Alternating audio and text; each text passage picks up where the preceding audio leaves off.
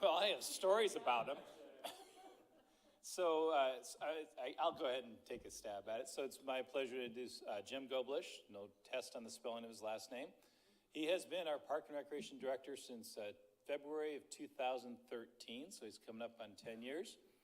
Prior to working for the city in no particular order, he worked for Human Service Center in Yankton at one point in time with the city of T. We stole him from the city of Casper, Wyoming. He did attend a school that uses blue in their colors located along I-29, but we have redeemed him. I have seen him wear a fair amount of coyote gear, and he's certainly taken grief for that as well, the blue part of it. He is a Minnesota native, his wife Karen, and he has 3 kids, 2 of which are in college, but none of them at that blue school. So with that, all that said, please help me welcome Jim Goblirsch.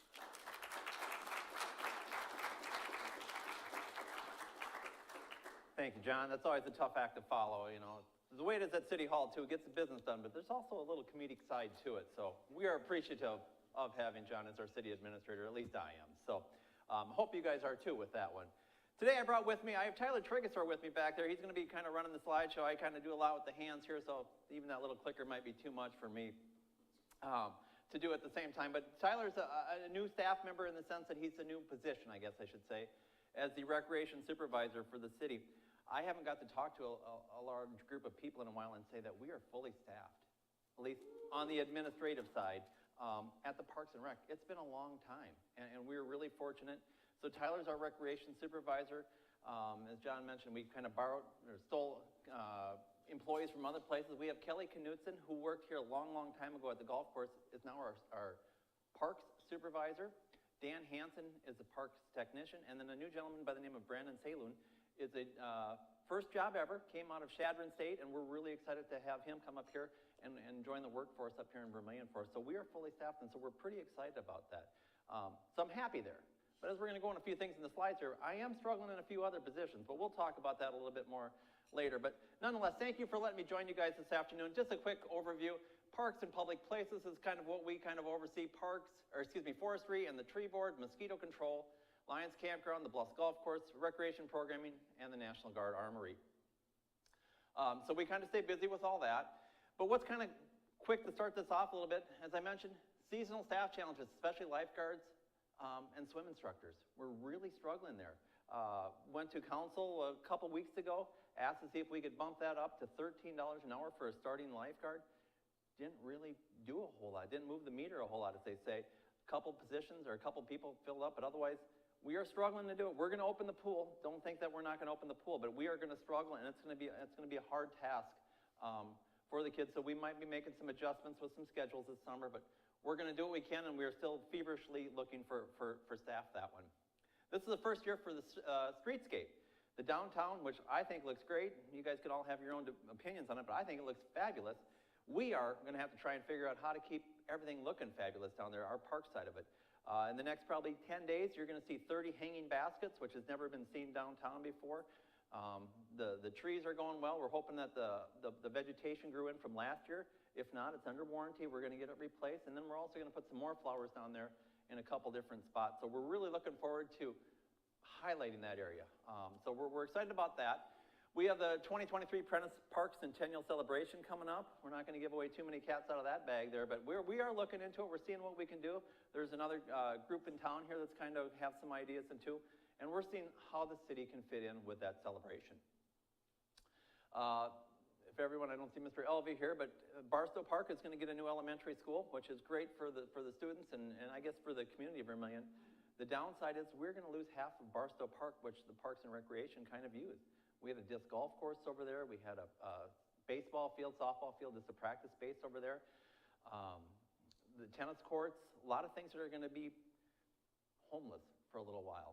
And we're doing some things to try and figure out how we can integrate those back into the community, work with the school district, and figure out what we can do to get those back in Vermillion. But it is a challenge for that. That's about 13 acres, 10 to 13 acres over there that we will lose.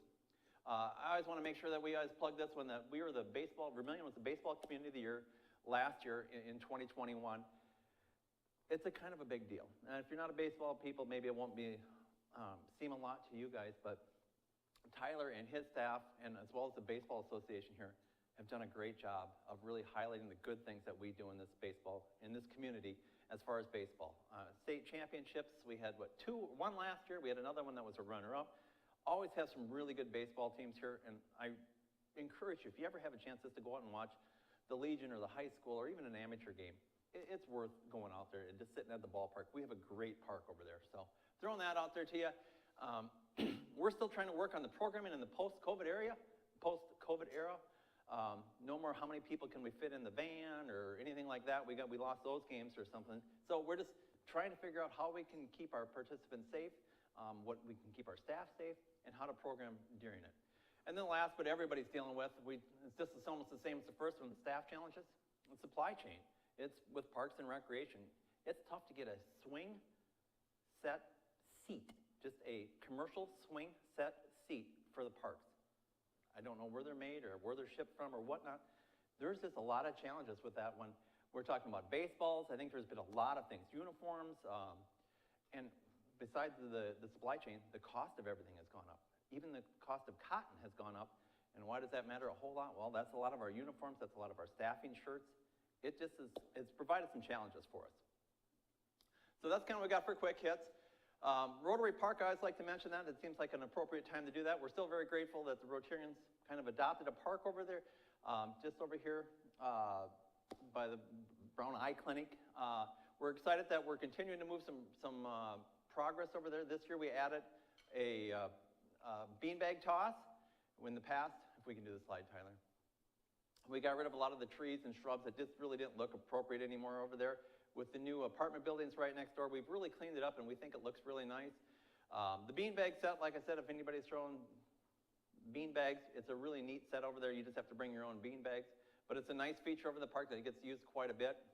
I have gotten calls from the Rotarians in the past as, what can we do? What else can we do? It's kind of in what my world would call it a pocket park. It doesn't have its own parking lot. It doesn't have its own recreational facility or restroom facilities, which we don't want to add a parking lot or restroom facilities because the park would be gone. So we call it a pocket park. You park on the street, you use it, and you go home, or it's a neighborhood park. Different ways you can title it, but service project, as I've always said, if you guys are looking for something to do, a little shelter over there, big enough for 1 or 2 picnic tables with a sidewalk that leads up to it so it's accessible, would always be a nice feature over there. We can sure live without it. But I'm just saying, if it's something that you guys are looking at in the future, that would be a nice little project to do over there. So we're always grateful and thankful for Rotary Park. Forestry Tree Board, I get a little teary in my eyes because it was this Arbor Day. I know it's the month of my birthday and John's and a few other birthdays in here, but these Arbor Days kind of special in my world. We take a lot of pride in what we do with our trees here in town. Not just with the city. The university is also a tree campus of higher education recipient as well here. So the university does a nice job with trees. The city does a nice job. 37 years we've been in Arbor Day, or a Tree City USA, which basically means that we provide a certain amount of percentage per capita that we spend on trees and tree care. So might not mean a lot to everybody, but we sure think it's pretty neat that we have that ability for us. We average about 40 trees a year that we plant. We just got done with the Reach Free Vermillion. This is, I think, the 8th year that we did that. Offer 10 to 15 trees away to single-family homes. You pick them up, you pay for them at Ace Harbor for $25. The city foots the rest of the bill. You're responsible, you plant it, you care for it, and you love it, and it's your tree for the rest of your life. So we're excited about that, we do that. I think the last time I came here, Emerald Ash Borer was a big topic of conversation. It still is. But with all the efforts that have been put forth by the media, with the state, and just everybody in general, the spread of EAB has really, really slowed down. Don't get me wrong, we're still culling some ash trees here in our community. We still have a lot of ash trees in the community, but it has slowed down. It's slowed down because it's legalities. I guess most communities and most places aren't cutting ash trees between Memorial Day and Labor Day when the little EAB buggers are most active.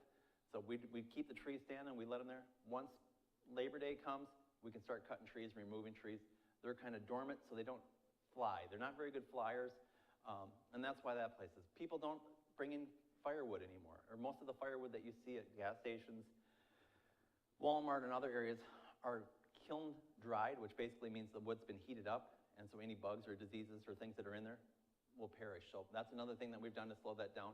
The city, in our part, we've started the process of an ordinance that basically, once it gets within 15 miles, we're going to do a second reading per legally what we need to do to put some of these things in effect. We're going to quarantine wood coming in or leaving the city. We have a place that once it comes at the Emerald Ash Boards here that we're going to place the wood if someone has an ash tree in their yard and things of that nature, and when you can cut the trees down. So, but we've got that in place, or at least started. So once, hopefully a long time from now, but if it does come here, we are ready for it. But nonetheless, we're excited. So I encourage you. My last wish here is a lot of trees out there. Walmart, Ace, Runnings. Go get yourself a tree and plant a tree. It's worth it for yourselves and for our community. Prentice Plunge, I think Mr. Trigasor took this picture. I've always kind of liked this picture. It's kind of a neat picture of Prentice Plunge at dusk. Probably what, July, August we took that? Yeah, so that's a neat picture there. So that is our pool. We took a little hiatus in 2020, reopened last year. A little bit of a challenge last year with guards as well, because we like to have that replacement of the guards. We always like about 30 to 35% of our staff returning, both attendants and lifeguards. We lost that a little bit when we took that year off. I'm going to say our youth, our lifeguards found other jobs. Did a nice job working with the wellness center here, and our staff did a great job just kind of recruiting people. We had a great staff last year. Again, my favorite number is always 0. We had 0 drownings or near-death experiences. We did have a couple of ambulances called, but that's for different reasons. That really wasn't, it was more medical conditions of the individuals, not so much because of water or us not doing our job. We're open over 74 hours a week, lap swim, water walking. We try and do as much as we can to keep as many hours open as we can with our staff and not taxing them so much that it just gets to be too much. Last year, 405 swim lesson participants.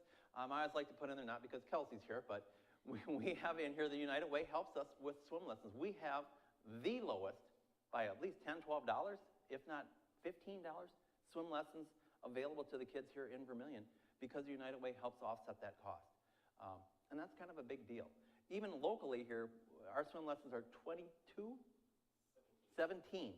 I think the Wellness Center, I'm not beating up the Wellness Center here in town, I think those are like starting at like 40 or 37 or $40. Granted, they're always going to have good weather. It's never going to rain or be too cold in there.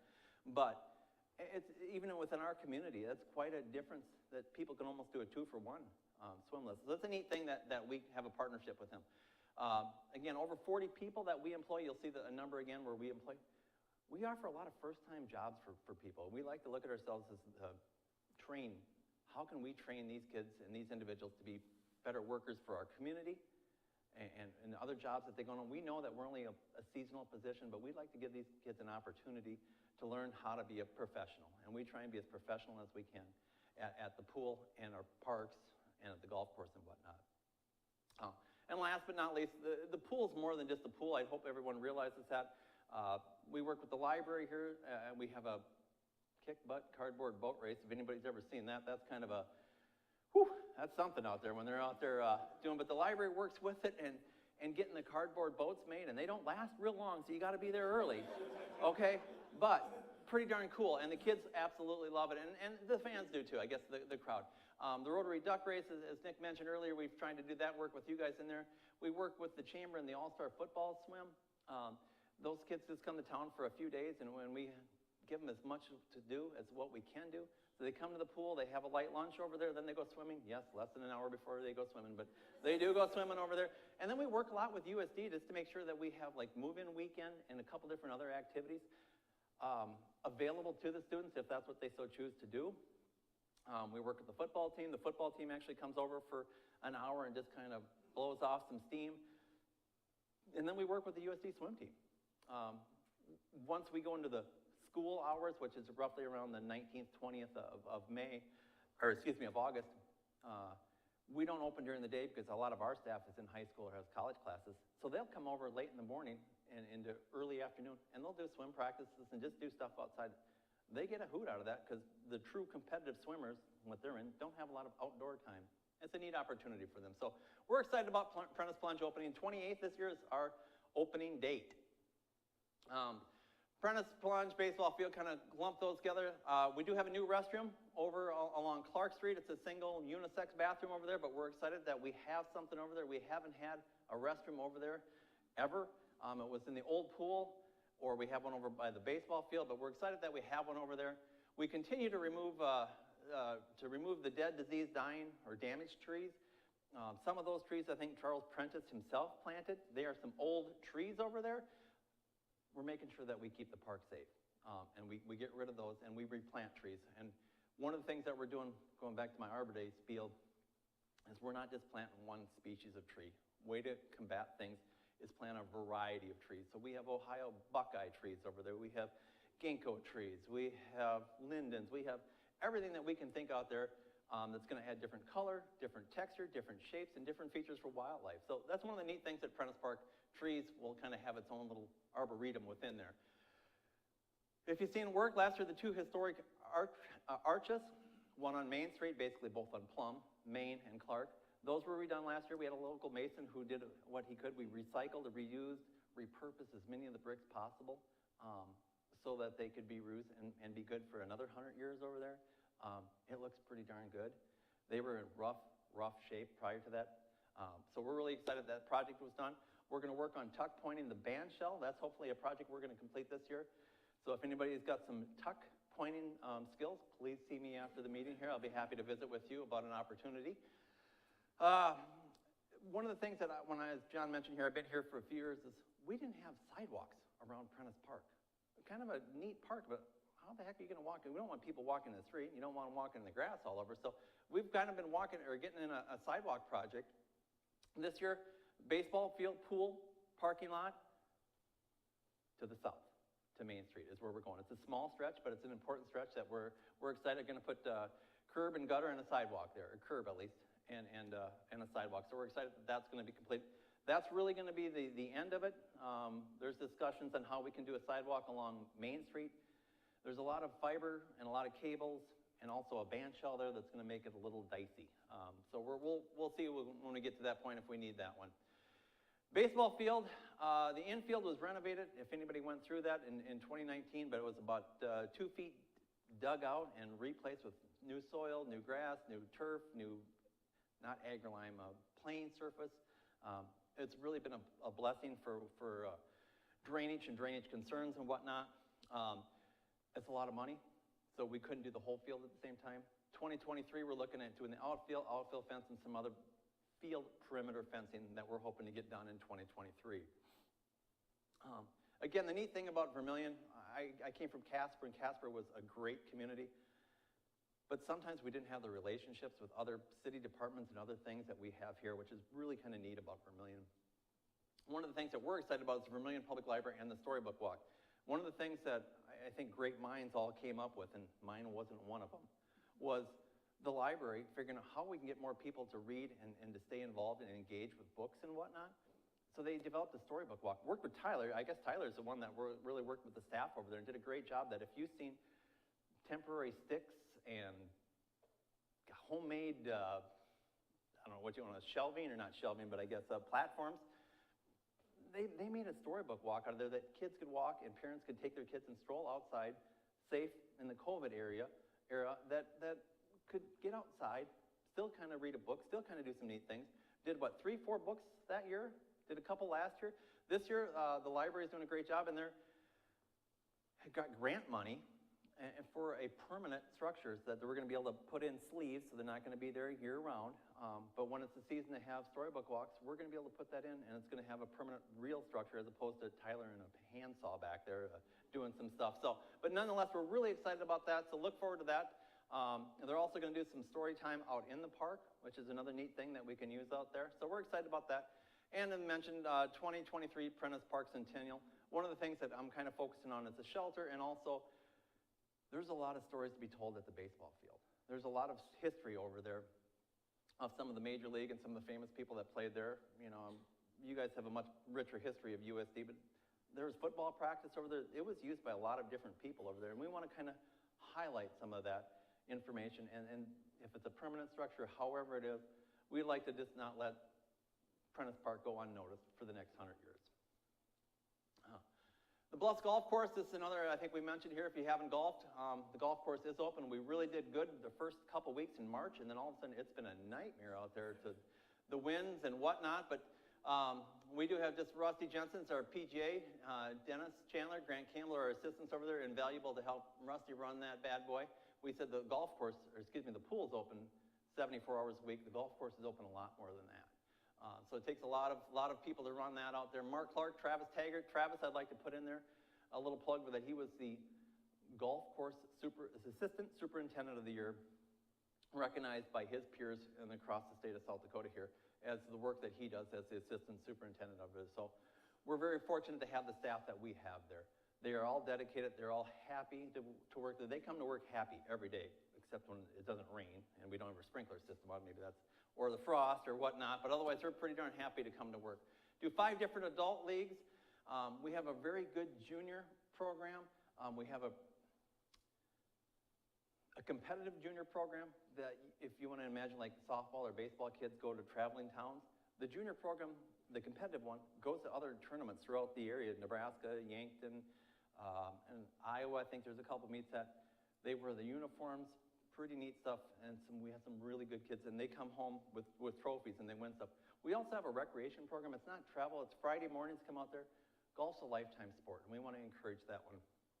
One of the things that the Golf Advisory Board here does is we want to grow our own.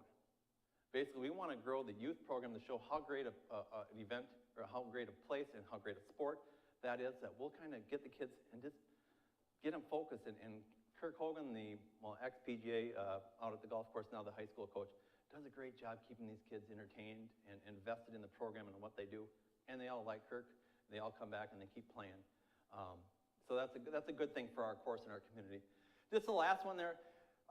It's important that we, as a public course, really want to make sure that the public understands what's going on there. We have a golf advisory board made up of people that live on the course or around the course or use the course. And we try and get as much public input as that we can. How can we get maybe non-golfers to come out there? How can we get people to be interested in the clubhouse? And we have a Pro-Am. I'll have you flip there to the next one. A Pro-Am that takes place this year. It's in July. We have a free community feed, a community meal, where we just want everybody. We have a band out there. You don't golf, and you better not golf at least when you're out there, because we're all singing and dancing and having a beer, having a putting contest. I guess if you need a club for that, but it's a nice time, and we encourage the public just to come out and try the golf course. Bless you. We like to say, and we're not beating up any other business, but we got a pretty darn good burger and beer and fries at our place too. If you're just looking to come out and have a burger, fries, and in a neat atmosphere, come out to the golf course. It's worth a shot out there.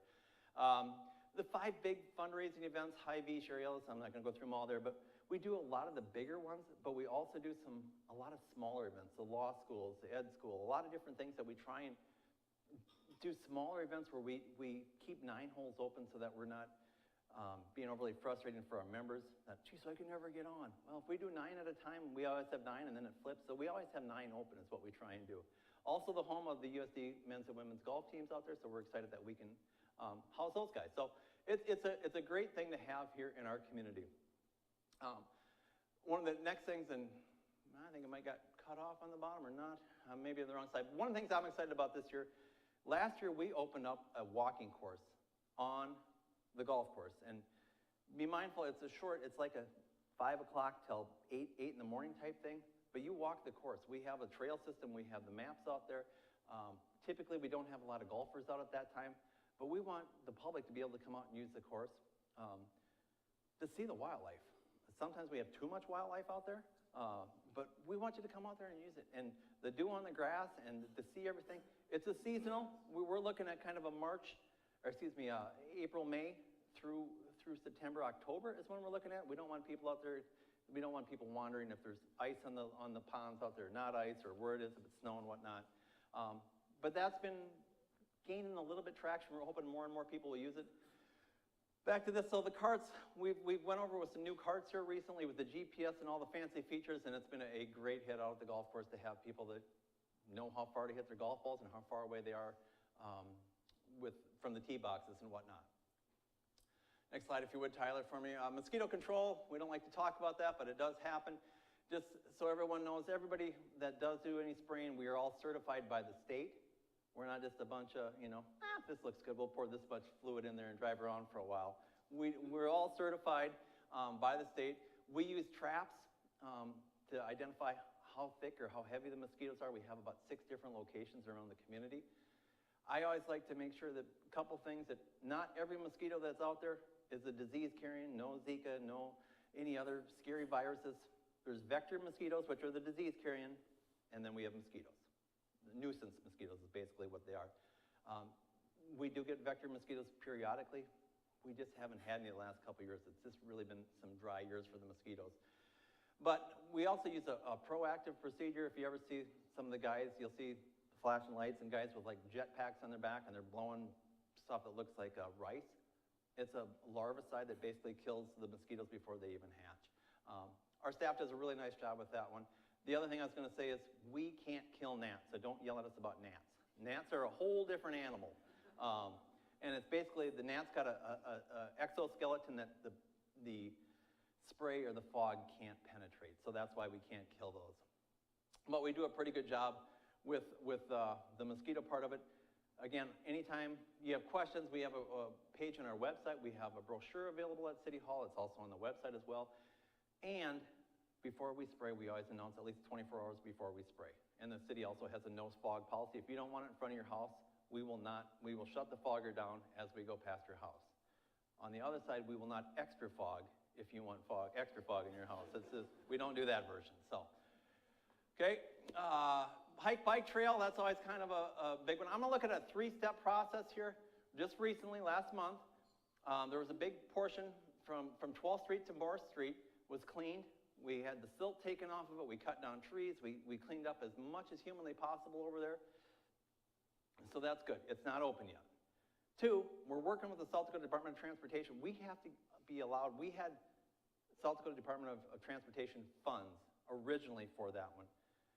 With the repairs that we had, now we have to get their permission again to allow us to rebid the project. So we're waiting for approval from the DOT to do that. Once we get that, we can finish the rest of our trail with a small reroute. Morris Street, I'm sure most everybody doesn't know, it's an abandoned alley area. That's gonna bring it up so it kind of gets away from the river, that last little part that there's really no banks left, and bring it up to Broadway, and then connect over where the little trail or the little parking lot was. Once we get that, once that gets in, we're hoping, our fingers are crossed, we're wishing upon a star here in 2022 that this is all going to be reopened, because we as a city want no more to have this bike path open for the community than you guys do. So just that you guys are aware of that one. And then coming down the road, 2023, the Capital Improvement CIP has earmarked money for future expansion of the trail down below, but moving towards the east. So that's what we have going on there. So we're going to continue to try and work and expand that trail system.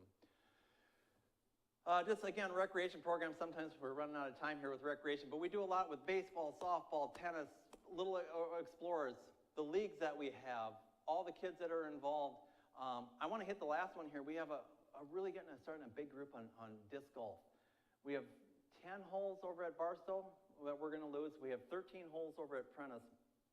Tyler's done a really great job working with the Disc Golf Association here. They had 2 disc golf events out at the golf course, which has never been done before here, and I don't know if they've ever had anybody else do it, have they? To actually have disc golf at the golf course. Nobody was happier than the disc golfers because they had carts and beer. It was a joyous event for them that they absolutely loved. Otherwise, traditionally, disc golfs are in a very natural setting, trees and stuff to use as a course, but we have a great group that's doing some good things here, and I look for some future, a new disc golf course coming in the future. What else do we have left here? Quick, Tyler, I'm gonna zip through here. Lions Campground renovation. We've been waiting forever. COVID kind of caused a hiccup here. Land Water Conservation Fund. We had a grant for $50,000. We're gonna use that and put another $100,000 for the city and renovate that, redo the camping pads, update the electrical, a few other things down there. We're working on a new restroom at the on-course restroom at the Bluffs. Prentice baseball outfield, like I said, we're going to shoot for next year. We mentioned with the loss of Barstow Park and the courts and some of the sports fields, we're looking for future court space and land or field acquisition. And then again, the Prentiss Park Centennial Celebration that we're kind of keeping in the back of our head. Thank you. We got time for 2, 3 questions? We're getting right on that time there. Yes, sir. I would encourage you to consider keeping Lions Campground open 24/7, 365, even if you have to turn the water off in the winter. There are a lot of people that camp in the winter and come through, and I think it would be nice. Many communities do that, not all, but many. Fair enough. I have a question about the emerald ash borer. You said that the city doesn't cut down those trees from Memorial to Labor Day. Did I hear that Ash correctly? trees. Ash trees, correct? Yes. Yeah. So what if, I hire, it's on my property, the city's not actually taking it. Is there any? There's no ordinance in place right now. Most of the tree companies, Hardington and some of the other ones, will usually encourage you, can you hold off to? Just because it's not only just cutting that little bugger down, where's that wood gonna go? And the more you spread it, they just don't fly very good. The way those things fly the best is by sitting on the hood of a car or in a radiator or on firewood or something like that and get transferred to a community. We will highly encourage you not do an ash tree during that time. And it's a small window, Memorial Day, Labor Day. So I think we're good. Mr. Shorn, thank you for inviting me, by the way. We do appreciate that. Thank you, folks. Thank you very much.